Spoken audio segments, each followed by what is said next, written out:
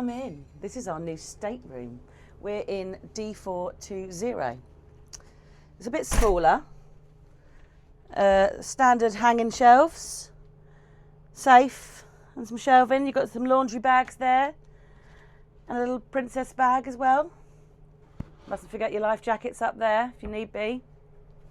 Let's hope we don't need them. The bathroom, which is very small, but I don't like this. This is not me.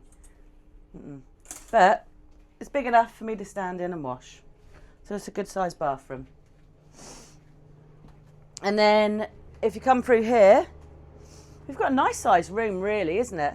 Yeah. You've got your beds, you've got your little lamps, and you've got your things to plug your phone in with, your USBs, TV, only one TV in this room.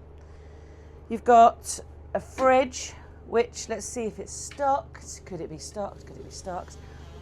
Oh, it's stocked. So yeah, got the drinks in there.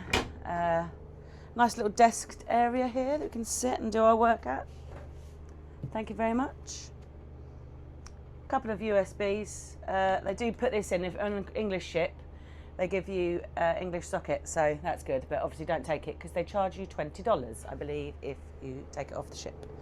And the fact that we're in an English sailaway, we should get a kettle. It's right there. Oh, it's right there. Apologies. Not with it. Anyway, look at our balcony.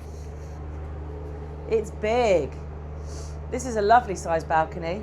And we're above, I think we're above where Alfredo's is outside. So if you come out here, you can look down there, and that's where we are. It's a very nice room. It's a nice balcony. We're waiting to see if we have any noise. But yeah. Adventures on